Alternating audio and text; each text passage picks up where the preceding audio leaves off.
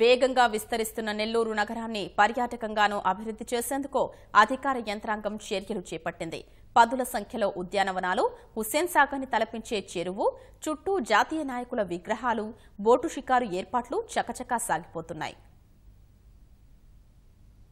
నెల్లూరులో ఆహ్లాదకరమైన ప్రాంతాలు అంతగా లేవు.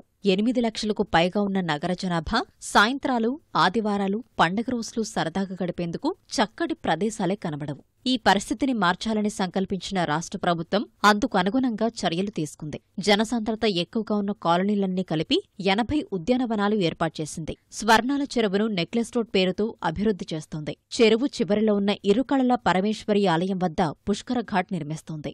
బోటింగ్ సౌకర్యం కల్పించి విహార కేంద్రంగా మార్చేలా అడుగులు వేస్తోంది. రొట్టెల పండుగ నిర్వహించే బారాషాహీద్ దర్గా అభివృద్ధికి ఇదివరకే 10 కోట్లు ఖర్చు చేసింది. ట్యాంక్ బండ్ నిర్మాణము జరుగుతుందని మంత్రి నారాయణ తెలిపారు. ఈరోజు స్వర్ణాల చెరువు దగ్గర ఏదైతే ఘాటు కడుతున్నామో దాన్ని ఈ నెల 21వ తేదీన చేయడానికి అన్ని విధాలా చేశాము. దాదాపు ఏదైతే ఘాటు బండ ఏదైతే వేయాలో దాన్ని యాక్చువల్గా వేసేశారు. దాని మీద సీసీ రోడ్డు, తర్వాత సెంట్రల్ డివైడరు, లైటింగు, తర్వాత ఫుడ్ కోర్ట్స్ అవన్నీ నిర్మించాలా. ఆ ఘాట్లో ఇన్స్పెక్షన్ చేశాను. వాళ్ళందరికీ ఇన్స్ట్రక్షన్ ఇచ్చాను.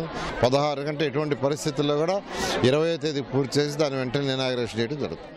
నెల్లూరు నగరాభివృద్ధి సంస్థ నుడా ఆధ్వర్యంలో పక్కా ప్రణాళికతో అభివృద్ధి పనులు జరుగుతున్నాయి. 15 మంది జాతీయ నాయకుల విగ్రహాలతో ట్యాంక్ బండ్ నిర్మాణం చకచకా సాగుతోంది. ఈ పనులకు ప్రభుత్వం 25 కోట్లు కేటాయించింది. ట్యాంక్ బండ్ వద్దే చిన్నపిల్లల కోసం ప్రత్యేక పార్కు నిర్మించనున్నారు. వాకింగ్, సైక్లింగ్ ట్రాక్తో పాటు ప్రశాంత వాతావరణంలో పత్రికలు, పుస్తకాలు చదువుకునేలా గ్రంథాలయం ఏర్పాటు చేస్తున్నారు. మంత్రి నారాయణ గారి నాయకత్వంలో చంద్రబాబు నాయుడు గారి ఆదేశాలతో 30 కోట్ల రూపాయల అమృత నిధులు ఇవన్నీ కూడా తేవటం జరిగింది. రోజు ఎరగాళమ్మ మహాతల్లి అక్కడి నుంచి కూడా బారాషాహీద్ దర్గా దాకా ఎన్టీఆర్ నెక్లెస్ రోడ్ని స్థాపించడం జరుగుతూ ఉంది.